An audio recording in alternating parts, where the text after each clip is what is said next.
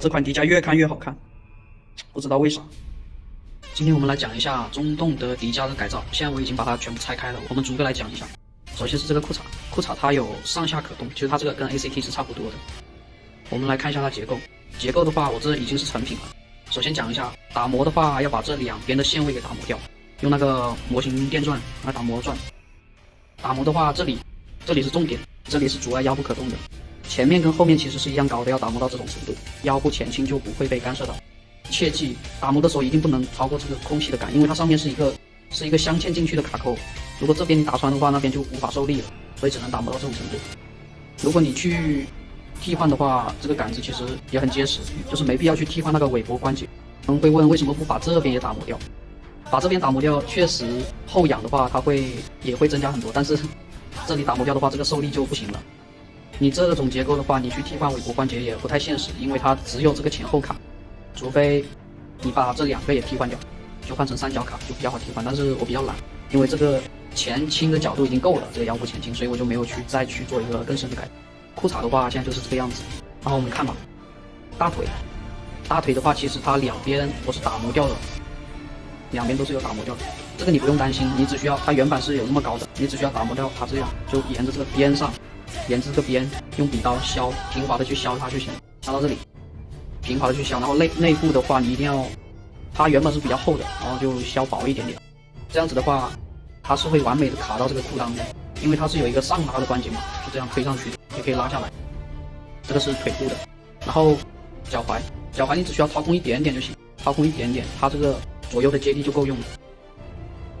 还有就是胸腰的可动，胸部的话你看一下，就是这里的话其实很多线位都要打磨掉的，我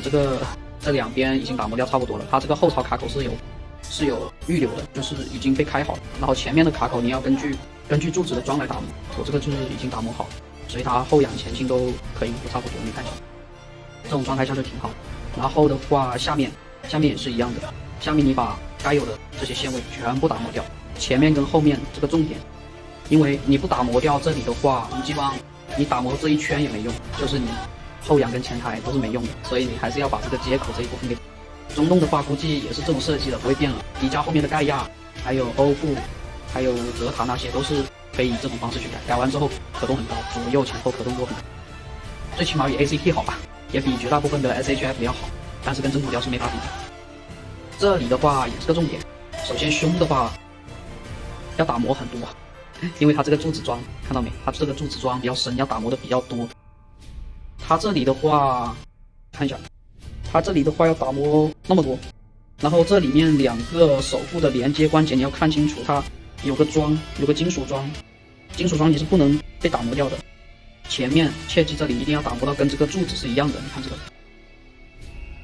要打磨掉跟柱子靠近柱子那里跟镂空没关系，然后这两边原本这两边也是有的，原本这里跟这里也是有的，也是要打磨掉的，基本上打磨掉这里的话就可动就挺高了，就不会有什么问题。然后这个脖子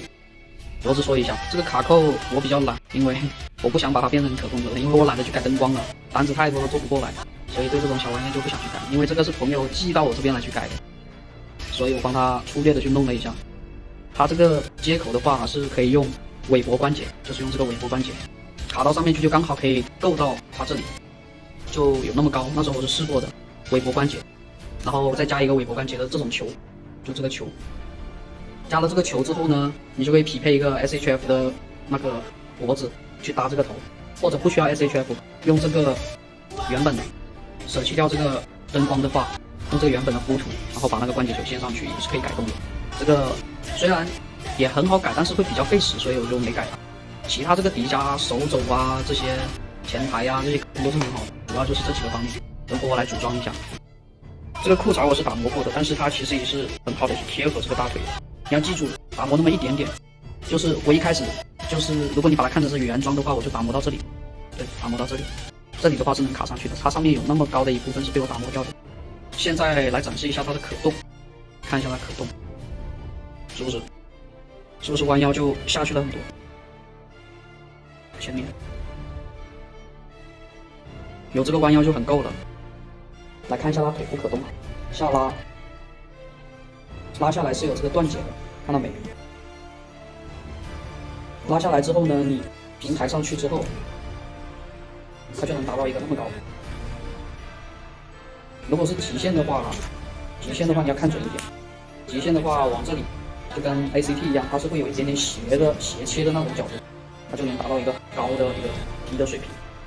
整体就是这个样子。现在我们来说一下这款玩具吧。首先这款就是100元以下的价位的底价了。后期我会出一下那个详细的改造，因为这款我拿到手之后是我朋友买了寄给我，叫我帮他改一下的嘛。我是一开始没打算去出这个视频，就是摸索着去改一下的。后面改完之后发现，这个可动还是可以的。感谢大家支持，如果后续我又有这个改造的话，我会用手机把这个视频录下来，教你们如何一步一步去改它。